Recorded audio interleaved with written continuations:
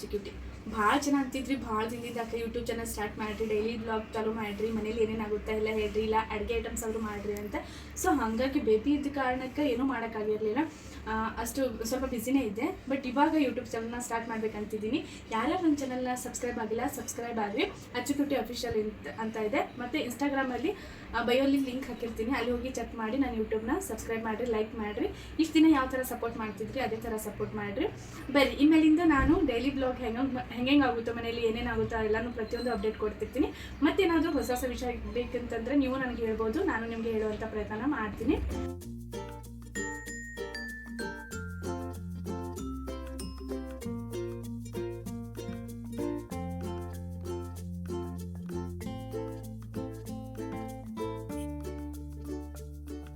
Soybean gravy ಹ್ಯಾಂಗೆ ಮಾಡೋದು ಅಂತ ನೋಡ್ಕೊಂಬರವಂತ. ಇದು ಚಪಾತಿ ಜೊತೆ ತಿನ್ಬೋದು, ಇಲ್ಲ ಜೋಳದ ರೊಟ್ಟಿ ಜೊತೆ ತಿನ್ಬೋದು, ಇಲ್ಲ ಅಂತಂದ್ರೆ ಅಕ್ಕಿ ರೊಟ್ಟಿ ಜೊತೆ ತಿನ್ಬೋದು. ಎಲ್ಲರ ಜೊತೆ ಕಾಂಬಿನೇಷನ್ 1 ನಂಬರ್ ಇರ್ತದೆ, ಅಷ್ಟು ಮಸ್ತ್ ಆಗ್ತದೆ. ಮತ್ತು ಅತ್ಯಂತ ಕಡಿಮೆ ಪದಾರ್ಥ ಒಳಗೆ ಏಕ್ದಮ್ ಟೇಸ್ಟಿಯಾಗಿ ಹೋಟೆಲ್ ಸ್ಟೈಲ್ ಆಗಿರ್ಬೋದು. ಇದೆಲ್ಲ ತಿಂದರೆ ಸಾಕು, ನೀವು ಯಾವತ್ತೂ ಚಿಕನ್ ನೆನೆಸೋದೇ ಇಲ್ಲ, ಬರೀ ಸೋಯಾಬೀನೇ ಮಾಡ್ಕೊಂಡು ತಿಂತೀರಿ. ಅದು ಹೆಂಗೆ ಮಾಡೋದು ಸೋಯಾಬೀನ್ ಗ್ರೇವಿ ಅಂತ ನಾನು ತೋರಿಸ್ಕೊಂಬರ್ತೀನಿ. ಬರೀ ಇದ್ರೊಳಗೆ ಏನೇನು ಬೇಕು ಅಂತ ಕೇಳಿ ನೋಡ್ಕೊಂಬರಮ್ಮ. 150 ಗ್ರಾಮ್ ಸೋಯಾಬೀನು, ಮತ್ತು 2 ಈರುಳ್ಳಿ, ಸ್ವಲ್ಪ ತೆಂಗಿನ ತುರಿ ತೊಗೊಂಡಿನ್ರಿ, ಮತ್ತು ಟೊಮ್ಯಾಟೊ, ಮತ್ತು ಮಸಾಲೆ ಪದಾರ್ಥಗಳು ಬಂತಂದರೆ 2 ಟೇಬಲ್ ಸ್ಪೂನು ಅಚ್ಚ ಖಾರದ ಪುಡಿ ತೊಗೊಂಡಿನ್ರಿ, ಮತ್ತು 1 ಸ್ಪೂನು ಧನಿಯಾ ಪೌಡ್ರು, 1 ಸ್ಪೂನು ಚಿಕನ್ ಮಸಾಲ, ಮತ್ತು 1 ಸ್ಪೂನು ಗರಂ ಮಸಾಲ, ಮತ್ತು ರುಚಿಗೆ ತಕ್ಕಷ್ಟು ಉಪ್ಪು, ಒಂದು ಸ್ವಲ್ಪ ಬೆಳ್ಳುಳ್ಳಿ, ಮತ್ತು ಸ್ವಲ್ಪ ಅದ್ರಕ್ಕು, ಇವರನ್ನು ಪೇಸ್ಟ್ ಮಾಡ್ಕೊಳ್ಳೋದು. ಆಮೇಲೆ ಒಂದು ಚಕ್ರ ಮೊಗ್ಗು, ಒಂದು 4 ರಿಂದ 5 ಕಾಳುಮೆಣಸು, ಸ್ವಲ್ಪ ಚಕ್ಕೆ, ಮತ್ತು ಒಂದು 4 ರಿಂದ 5 ಲವಂಗ, ಮತ್ತು 1 ಏಲಕ್ಕಿ.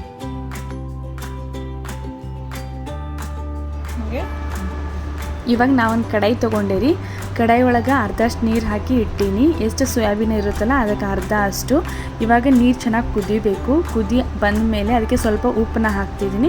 ಯಾಕಂತಂದರೆ ಸೋಯಾಬೀನ್ ಸಪ್ಪೆ ಇರುತ್ತಲ್ರಿ, ಅದು ನೀರು ಹಿಡ್ಕೊಂಡಾಗ ಅದರಲ್ಲಿ ಉಪ್ಪಿನ ಅಂಶ ಹೋದರೆ ಆಮೇಲೆ ನಮಗೆ ಜಾಸ್ತಿ ಉಪ್ಪು ಹಾಕುವಂಥ ಅವಶ್ಯಕತೆ ಇಲ್ಲ, ತುಂಬಾ ಚೆನ್ನಾಗಿ ಬರುತ್ತೆ.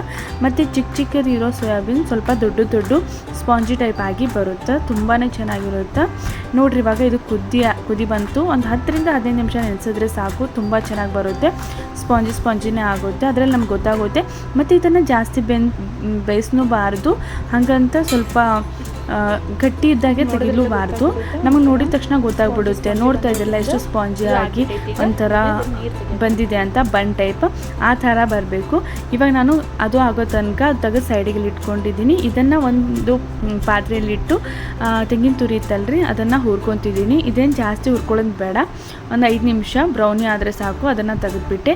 ಇವಾಗ ಅದೇ ಕಡೆಗೆ ಈರುಳ್ಳಿ ಹಾಕಿ ಫ್ರೈ ಮಾಡ್ಕೊತಿದ್ದೀನಿ. ಅದನ್ನು ಕೂಡ ಫ್ರೈ ಮಾಡಿಕೊಂಡೆ. ಇವಾಗ ನೆನೆಸಿಟ್ಟಿರುವಂಥ ಸೋಯಾಬೀನ ಸ್ವಲ್ಪ ಬಿಸಿ ಇತ್ತು, ಸೊ ಹಂಗಾಗಿ ಸೈಡಲ್ಲಿ ಇಟ್ಟಿದ್ದೆ. ಇವಾಗ ಅದನ್ನು ಚೆನ್ನಾಗಿ ತೊಳ್ಕೊಬೇಕು, ಅದಕ್ಕೆ ಸ್ಮೆಲ್ ಅದು ಇರುತ್ತೆ.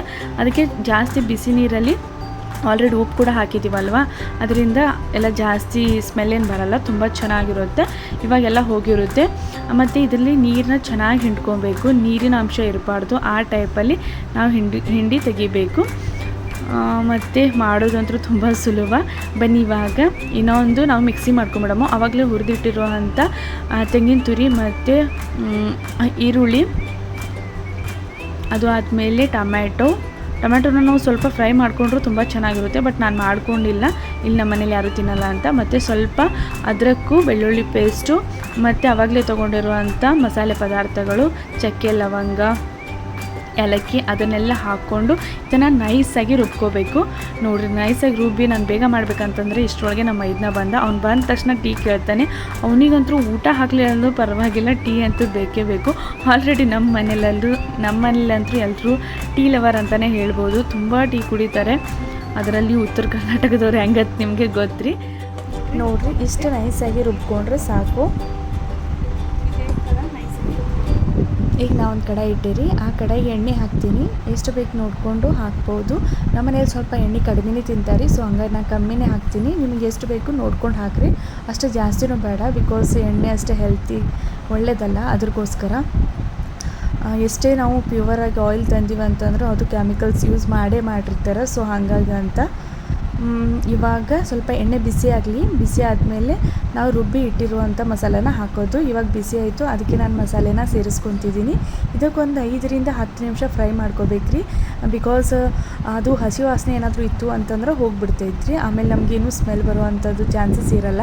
ಇದು ಕೊಬ್ಬರಿದು ಮತ್ತು ಟೊಮ್ಯಾಟೊ ಮತ್ತು ಈರುಳ್ಳಿ ಎಲ್ಲ ಹಾಕಿರ್ತೀವಲ್ರಿ, ಅದರದೆಲ್ಲ ಹಸಿ ವಾಸನೆ ಹೋಗಿ ಚೆನ್ನಾಗಿ ಎಣ್ಣೆ ಬಿಡಲಿ ಅನ್ನೋ ಕಾರಣಕ್ಕೆ ಕಮ್ಮಿ ಫ್ಲೇಮ್ ಮಾಡೋದೇ ಬೆಸ್ಟು.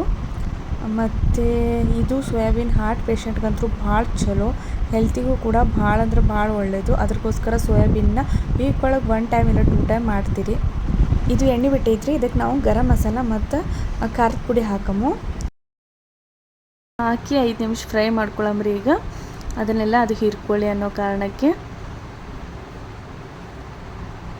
ಭಾಳ ಮಸ್ತ್ ಬರ್ತೈತ್ರಿ. ಟೇಸ್ಟ್ ಅಂತೂ ಸ್ಮೆಲ್ ಅಂತೂ ಘಮ್ ಅಂತ ಬರತೈತ್ರಿ. ಗರಂ ಮಸಾಲ ಅದು ಹಾಕಿದಾಗ ಅಂತೂ ಭಾಳ ಮಸ್ತ್ ಅನ್ನಿಸ್ತೈತಿ. ಈಗ 5 ನಿಮಿಷ ಐತ್ರಿ, ಎಣ್ಣೆ ಕೂಡ ಬಿಡಾಕತ್ತ. ಅದಕ್ಕೆ ಇವಾಗ ನಾವು ಚಿಕನ್ ಮಸಾಲ ಮತ್ತು ಧನಿಯಾ ಪೌಡ್ರ್ ಹಾಕ್ಕೊಳ್ಳಮು ಮತ್ತು ರುಚಿಗೆ ತಕ್ಕಷ್ಟೇ ಉಪ್ಪು ಹಾಕ್ಕೊಳಮ್ರಿ. ನಾನು ಸ್ವಲ್ಪ ಕಮ್ಮಿನೇ ಹಾಕಿರ್ತೀನಿ, ಯಾಕಂತಂದ್ರೆ ಆವಾಗಲೇ ಸೋಯಾಬೀನ್ ಒಳಗೆ ಹಾಕಿರ್ತೀವಲ್ರಿ. ಸೊ ಹಾಗಾಗಿ ಸ್ವಲ್ಪ ಕಮ್ಮಿನೇ ಹಾಕ್ಕೊಳ್ಳೋದು. ಬೇಕಂತಂದರೆ ಆಮೇಲೆ ನೀರು ಹಾಕಿದಾಗ ಕಮ್ಮಿ ಬಿತ್ತು ಅಂತಂದರೆ ಹಾಕೋದು. ಜಾಸ್ತಿ ಉಪ್ಪು ಆಯ್ತಂದರೆ ಮನ್ಯಾಗಂತೂ ಬೈಸ್ಕೊಳ್ಳೋದಾಗುತ್ತೆ.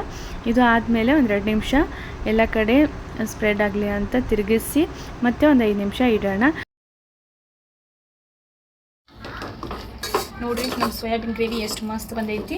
ಆಲ್ಮೋಸ್ಟ್ ಇದಕ್ಕೆ ಆದಷ್ಟು ಕಮ್ಮಿನೇ ಮಸಾಲ ಹಾಕ್ರಿ. ಎಷ್ಟು ಕಮ್ಮಿ ಮಸಾಲ ಹಾಕ್ತೀವಲ್ಲ ಅಷ್ಟು ರುಚಿಯಾಗಿ ಬರುತ್ತೆ. ಹಾಗೆ ಹಿರಿಯರು ಒಂದು ಮಾತು ಕೂಡ ಹೇಳ್ತಿದ್ರು, ನಾವು ಎಷ್ಟು ಕಮ್ಮಿ ಪದಾರ್ಥಗಳನ್ನ ಹಾಕಿ ಅಡುಗೆ ಮಾಡ್ತೀವೋ ಅಷ್ಟು ರುಚಿ ಜಾಸ್ತಿ ಆಗುತ್ತೆ ಅಂತ. ಹೌದಲ್ವೇನೆ? ಹೌದಾ? ನಾನು ಈ ಥರದ್ದು ಯಾವತ್ತೂ ಕೇಳಿಸ್ಕೊಂಡೇ ಇಲ್ವಲ್ಲ. ನನಗೆ ಹೆಂಗೆ ಗೊತ್ತಿದ್ದಲ್ಲ? ನಮ್ಮ ಹಿರಿಯರು ಹೇಳ್ತಿದ್ರು ಅಂತ. ನಿಮ್ಗೆ ಗೊತ್ತಿಲ್ಲ? ನನಗೆ ಅವ್ರು ಯಾವತ್ತೂ ಸಿಕ್ಕೂ ಇಲ್ಲ. ನಾನು ಇಂಥದ್ದೆಲ್ಲ ಕೇಳಿಸ್ಕೊಂಡಿಲ್ಲ. ನನಗೆ ಸಿಕ್ಕಿದ್ರು ಹೇಳಿದ್ರು ನೋಡು. ಬರ್ರಿ ಈಗ ನಾವು ಇದಕ್ಕೆ ನೀರು ಸೇರಿಸ್ಕೊಳ್ಳಮು. ನೀವು ಜಾಸ್ತಿ ಜನ ಇರ್ತೀರಿ ಅಂತಂದ್ರೆ ಜಾಸ್ತಿ ನೀರು ಹಾಕೋಬೋದು. ನಾವು 4-5 ಜನ ಇರೋದ್ರಿಂದ ಸ್ವಲ್ಪ ಕ್ವಾಂಟಿಟಿ ಒಳಗೆ ಹಾಕ್ಕೊಂಡಿನ್ರಿ. ಇವಾಗ ನೋಡ್ತಿರ್ಬೋದು ನೀವು 15 ನಿಮಿಷ ಆದಮೇಲೆ ತೆಗ್ದೀನಿ ಎಷ್ಟು ಮಸ್ತ್ ಎಣ್ಣೆ ಬಿಟ್ಟೈತಿ ಅಂತ. ನಾನು ಆಲ್ಮೋಸ್ಟ್ ಎಣ್ಣೆ ಕಮ್ಮಿನೇ ಯೂಸ್ ಮಾಡ್ತೀನಿ, ಬಿಕಾಸ್ ನಮ್ಮ ಮನೇಲಿ ಜಾಸ್ತಿ ಆಯಿಲ್ ಯಾರೂ ತಿನ್ನೋಂಗಿಲ್ಲ. ಆದರೂ ನಮ್ಮ ಉತ್ತರ ಕರ್ನಾಟಕ ಮಂದಿ ಅಂದರೂ ಬರೀ ಎಣ್ಣೆನೇ ಬೇಕು, ಎಣ್ಣೆ ನೋಡೇ ತಿಂತಾರೆ ಅವರು. ನೋಡಿದ್ರಂದ್ರೂ ಬಾಯಿಗೆ ನೀರು ಬರಾಕತ್ತವ, ಅಷ್ಟು ಮಸ್ತ್ ಆಗೈತಿ. ಮತ್ತು ನಿಜ ಹೇಳ್ಬೇಕಂದ್ರೆ ಭಾಳ ಮಸ್ತ್ ಕಲರ್ ಬಂದೈತ್ರಿ. ಇದು ಲೈಟಿಂಗ್ಗೆ ಎಲ್ಲೋ ಕಾಣಕತ್ತೈತಿ. ಮತ್ತು ಸೋಯಾಬೀನ್ದು ಬೆನಿಫಿಟ್ಸ್ ಹೇಳ್ಬೇಕಂತಂದ್ರೆ ಇದು ಹಾರ್ಟಿಗಂತೂ ಭಾಳ ಚಲೋ. ಇದರಿಂದ ನಮ್ಗೆ ಹೈ ಪ್ರೋಟೀನ್ ಸಿಗುತ್ತೆ. ಅಷ್ಟೇ ಅಲ್ಲದೆ ಇವಾಗ ಶ್ರಾವಣದಾಗ ಭಾಳ ಜನ ಚಿಕನ್ ತಿನ್ಬೇಕಂತೀರಿ. ಇದು ಒಂದು ಸಲ ಮಾಡಿಕೊಟ್ರೆ ಸಾಕು, ಅವ್ರು ಯಾವತ್ತೂ ನೆನೆಸೋದೇ ಇಲ್ಲ ಚಿಕನು. ಬರೀ ಈಗ ರಿವ್ಯೂ ಕೊಡ್ತಾರೆ ಯಾವ ಥರ ಆಗೈತೆ ಅಂತ. ಕಿರಣ್ ಟೇಸ್ಟ್ ಮಾಡಿಬಿಟ್ಟು ಹೇಳಿ ಯಾವ ಥರ ಅದಂತ. ಸೊ ಆಲ್ರೆಡಿ ನೀವೆಲ್ಲರೂ ನೋಡಿದ್ದೀರಾ ಅಂತ ಅನ್ಕೋತೀನಿ ಪ್ರೊಸೆಸ್ನ. ಸೊ ನೋಡ್ತಾ ಇದ್ರೇ ನನಗಂತೂ ಬಾಯಲ್ಲಿ ನೀರು ಬರ್ತಾ ಇದೆ. ಆ್ಯಂಡ್ ಕಲರ್ ಕೂಡ ತುಂಬಾ ಚೆನ್ನಾಗಿ ಬಂದಿದೆ. ಗ್ರೇವಿ ಕೂಡ ನೀವು ನೋಡ್ತಾ ಇರ್ಬೋದು ಎಷ್ಟು ತಿಕ್ಕಾಗಿ ಬಂದಿದೆ ಅಂತ ಹೇಳಿ. ಆ್ಯಂಡ್ ವೈಟ್ ಅ ಮಿನಿಟ್, ಅವ್ರು ಬೆಂಗಳೂರದವ್ರು. ಸೊ ನಾವು ಉತ್ತರ ಕರ್ನಾಟಕ, ಅವ್ರು ಬೆಂಗಳೂರು. ಓ ಮೈ ಗಾಡ್, ಕರೆ ಹೇಳ. ಶ್ರಾವಣದಲ್ಲಿ ನಾನು ಚಿಕನನ್ನೇ ಮಾಡ್ಕೊಂಡಿದ್ದೆ, ಬಟ್ ಸೀರಿಯಸ್ಲಿ ಚಿಕನನ್ನು ತಿಂದಷ್ಟೇ ಖುಷಿ ಆಯಿತು. ತುಂಬಾ ಚೆನ್ನಾಗಿದೆ. ಸಾಲ್ಟ್, ಸ್ಪೈಸ್, ನಿಮಗೆ ಸ್ಪೈಸ್ ಯಾವ ಥರ ಬೇಕೋ ಅದನ್ನು ಮಾಡ್ಕೋಬೋದು. ಸೊ ನಮ್ಮ ಮನೇಲಿ ಸ್ವಲ್ಪ ಖಾರ ತಿನ್ನೋದ್ರಿಂದ ಸೊ ನಮಗಂತೂ ತುಂಬಾ ಚೆನ್ನಾಗಿ ಅಂತ ಅನಿಸ್ತಾ ಇದೆ. ಸೊ ಇನ್ನು ಫ್ಯಾಮಿಲಿ ರಿವ್ಯೂಸ್ ಕೂಡ ನಾವು ಇದ್ರಲ್ಲಿ ಹಾಕ್ತೇವೆ. ಕ್ವಿಕ್ಕಾಗಿ ಯಾವ ಥರ ಮಾಡೋದು ಅಂತ ನಾನು ನಿಮಗೆ ಹಾಕ್ತಿರ್ತೀನಿ, ನೋಡ್ತೀರಿ, ರಿವ್ಯೂ ಕೊಡ್ತೀರಿ. ಆ್ಯಂಡ್ ನನ್ನ ಯೂಟ್ಯೂಬ್ ಚಾನಲ್ ಬಂದು ಆಚು ಕ್ಯೂಟಿ ಅಫಿಷಿಯಲ್ ಅಂತ.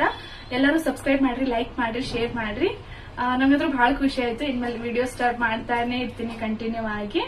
ನೀವು ಕೂಡ ನೋಡಿ ಸಪೋರ್ಟ್ ಮಾಡ್ರಿ. Thank you. ಆ್ಯಂಡ್ ಹೆಂಗಿತ್ತು ಅಂತ ಕಮೆಂಟ್ ಮಾಡೋದು ಮಾತ್ರ ಮರಿಬೇಡ್ರಿ.